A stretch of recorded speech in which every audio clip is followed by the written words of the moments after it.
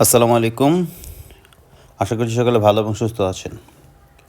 সুপ্রিয় দর্শক, আজকে আমরা যাচ্ছি আমাদের চিরচেনা গাজীপুর শহরের বুক চিরে যে রাস্তাটি অর্থাৎ দিরাশ্রমের দিকে গিয়েছে, এই রাস্তাটি হয়ে খুব সুন্দর একটি খামারে। আসলে আমি খামার ভিজিটের উদ্দেশ্যে দেশের আনাচে কানাচে অনেক জায়গা ভিজিট করি, যেগুলো আসলেই অমায়িক সুন্দর। এবং মনে রাখবেন, দেশ ভ্রমণ করার মতো আনন্দের, গ্রাম শহর ভ্রমণ করার মতো আনন্দের অন্য কোনো কিছু হতে পারে না। তো চলুন সেই খামারটিতে, যে খামারটিতে আমরা আজকে যাচ্ছি। তো এখন আমার সামনে যে গরুটি দেখছেন, এই গরুটি হচ্ছে হলস্টাইন ফ্রিজিয়ান জাতের একটি গরু। এই খামারে আমি ভিজিট করতে যাওয়ার একটাই কারণ, এই খামারে সবসময় খুব হাই পার্সেন্টেজের ফার্স্ট ল্যাকটেশনের সুন্দর সুন্দর বকনা পাওয়া যায়। তো ওরকমই আজকে একটি বকনা পেয়েছি। আমার সামনে যে বকনাটি দেখতে পাচ্ছেন, এই বকনাটির বয়স মাত্র 4 দাঁত এবং সে ফার্স্ট বাচ্চা দিবে। গরুর মালিক আমার কাছে বলতেছে যে এই গরুটি থেকে উনি আশাবাদী ফার্স্ট ল্যাকটেশনে 20+ দুধ পাবে।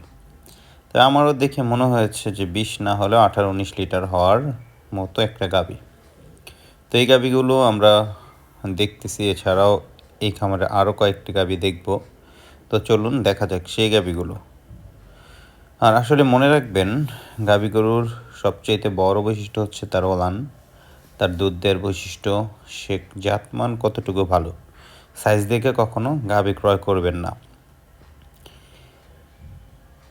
এই হচ্ছে এর পাশে আরও একটি গাভী।